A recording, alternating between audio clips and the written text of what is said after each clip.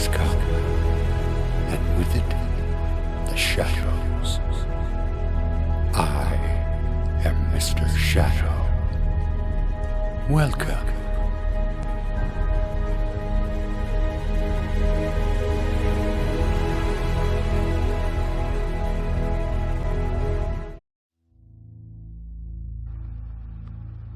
The lurking fear, the conclusion, the horror in the eyes. There can be nothing normal in the mind of one who, knowing what I knew of the horrors of Tempest Mountain, would seek alone for the fear that lurked there. That at least two of the fear's embodiments were destroyed formed but a slight guarantee of mental and physical safety in this acheron of multiform diabolism. Yet I continued my quest with even greater zeal as events and revelations became more monstrous. When, 2 days after my frightful crawl through that crypt of the eyes and claw, I learned that a thing had maliciously hovered 20 miles away. At the same instant, the eyes were glaring at me. I experienced virtual convulsions of fright. But that fright was so mixed with wonder and alluring grotesqueness that it was almost a pleasant sensation. Sometimes, in the throes of a nightmare, when unseen powers whirl one over the roofs of strange dead cities toward the grinning chasm of Nis, it is a relief and even a delight to shriek wildly and throw oneself voluntarily along with the hideous vortex of dream doom into whatever bottomless gulf may yawn. And so it was with the waking nightmare of Tempest Mountain. The discovery that two monsters had haunted the spot gave me ultimately a mad craving to plunge into the very earth of the accursed region, and with bare hands dig out the death that leered from every inch of the poisonous soil. As soon as possible, I visited the grave of Jan Martens and dug vainly where I had dug before. Some extensive cave-in had obliterated all trace of the underground passage, while the rain had washed so much earth back into the excavation that I could not tell how deeply I had dug that other day. I likewise made a difficult trip to the distant hamlet where the death creature had been burnt, and was little repaid for my trouble. In the ashes of that fateful cabin, I found several bones, but apparently none of the monsters. The squatter said the thing had only one victim, but in this I judged them inaccurate, since besides the complete skull of a human being, there was another bony fragment which seemed certainly to have belonged to a human skull at one time. Though the rapid drop of the monster had been seen, no one could say just what the creature was. Those who had glimpsed it called it simply a devil. Examining the great tree where it had lurked, I could discern no distinctive marks. I tried to find some trail into the black forest, but on this occasion could not stand the sight of those morbidly large holes, or of those vast serpent-like roots that twisted so malevolently before they sank into the earth. My next step was to re-examine with microscopic care the deserted hamlet where death had come most abundantly, and where Arthur Monroe had seen something he never lived to describe. Though my vain previous searches had been exceedingly minute, I now had new data to test, for my horrible grave crawl convinced me that at least one of the faces of the monstrosity had been an underground creature.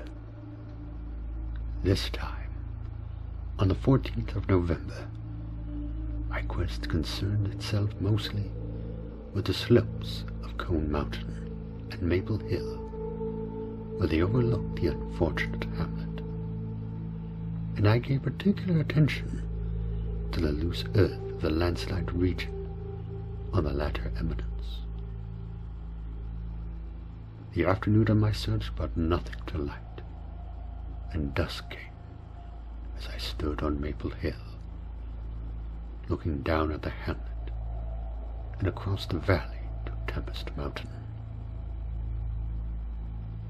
There had been a gorgeous sunset, and now the moon came up, nearly full, and shedding a silver flood over the plain, the distant mountainside, and the curious low mounds that rose here and there.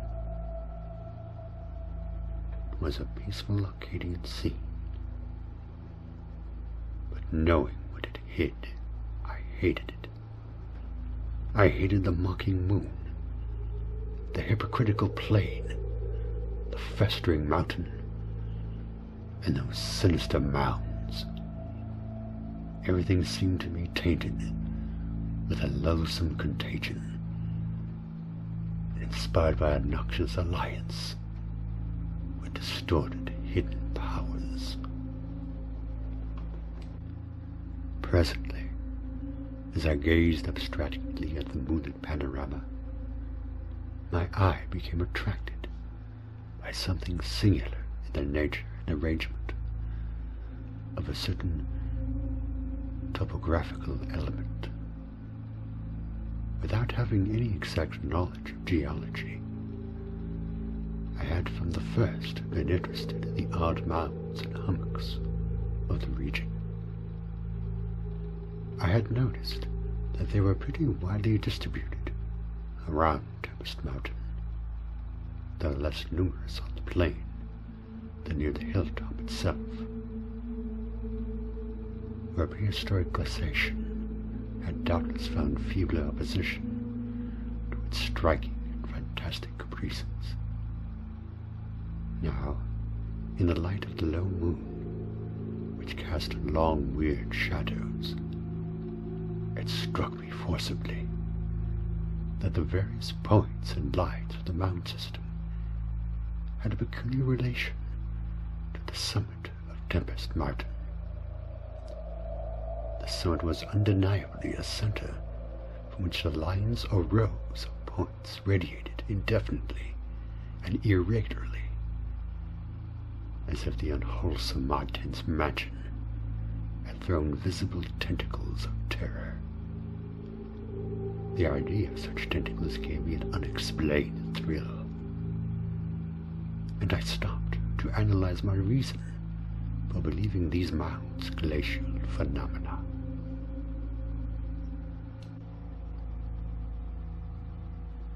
The more I analyzed, the less I believed, and against my newly opened mind, I began to read grotesque and horrible analogies based on superficial aspects and upon my experience beneath the earth.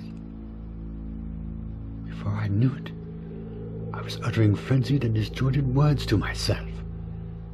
My God! Molehills! The damn place must be honeycombed. How many? That night at the mansion, they took Bennett and Toby first. On each side of us. Then I was digging frantically into the mound which had stretched nearest me, digging desperately, shiveringly, but almost jubilantly, digging, and at last shrieking aloud with some unplaced emotion as I came upon a tunnel or burrow, just like the one through which I had crawled on that other demonic night. After that, I recall running, spade in hand, a hideous run across moonlit, mound-marked meadows and through diseased, presumptuous abysses of haunted hillside forest, leaping, screaming, panting, bounding toward the terrible Martin's mansion. I recall digging unreasoningly in all parts of the boiler-choked cellar, digging to find the core and center of that malignant universe of mounds. And then I recall how I laughed when I stumbled on the passageway, the hole at the base of the old chimney, where the thick weeds grew and cast queer shadows in the light of the lone candle I had happened to have with me. What still remained down in that hell hive, lurking and waiting for the thunder to arouse it, I did not know. 2 had been killed. Perhaps that had finished it. But still, there remained that burning determination to reach the uttermost secret of the fear which I had once more come to deem definite, material, and organic.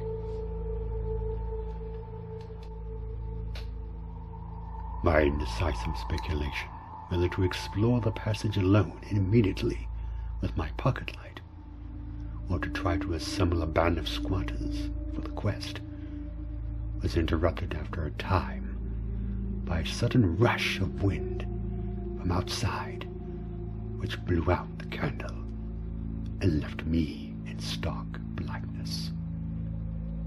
The moon no longer shone through the chinks and apertures above me, and with a sense of fateful alarm, I heard the sinister and significant rumble of approaching thunder. A confusion of associated ideas possessed my brain, leading me to grope back toward the farthest corner of the cellar. My eyes, however, never turned away from the horrible opening at the base of the chimney, and I began to get glimpses of the crumbling bricks and unhealthy weeds as faint glows of lightning penetrated the woods outside and illuminated the chinks in the upper wall. Every second I was consumed with a mixture of fear and curiosity. What would the storm call forth? Or was there anything left for it to call?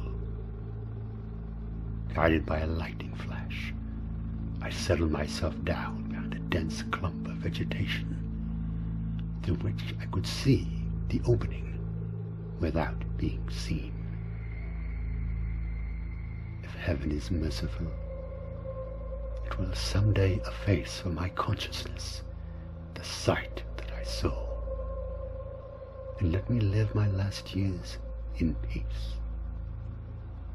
I cannot sleep at night now, and I have to take opiates when it thunders. The thing came abruptly and unannounced, a demon rat-like scurrying from pits remote and unimaginable, a hellish panting and stifled grunting. And then from that opening beneath the chimney, a burst of multitudinous and leprous life, a loathsome night-spawned flood of organic corruption, more devastatingly hideous than the blackest conjurations of mortal madness and morbidity. seething, stewing, surging, bubbling like serpent slime, it rode up and out of that yawning hole, spreading like a septic contagion, and streaming from the cellar at every point of egress, streaming out to scatter through the accursed midnight forests, and strew fear, madness, and death.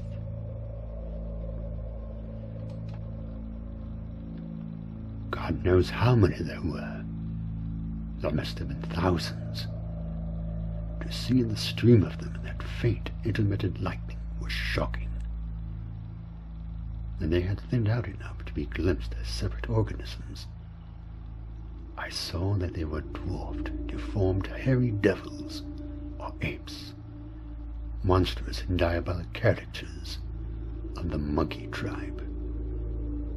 They were so hideously silent, there was hardly a squeal. When one of the last stragglers turned with the skill of long practice to make a meal in a custom fashion on a weaker companion, others snapped up what it left and ate with slavering relish. Then, in spite of my days of fright and disgust, my morbid curiosity triumphed, and as the last of the monstrosities oozed up alone from that netherworld of unknown nightmare, I drew my automatic pistol and shot it under cover of the thunder. Shrieking, slithering, torrential shadows of red, vicious madness chasing one another through endless corridors of purple, fulgurous sky. Formless phantasms and kaleidoscopic mutations of a ghoulish remembered scene. Forests of monstrous overnourished oaks with serpent roots twisting and sucking unnameable juices from an earth verminous with millions of cannibal devils, mound-like tentacles grubbing from underground nuclei of palabose perversion. Insane lightning over malignant ivoried walls and demon arcades choked with fungus vegetation. Heaven be thanked for the instinct which led me unconscious to places where men dwell, to the peaceful village that slept under the calm stars of clearing skies.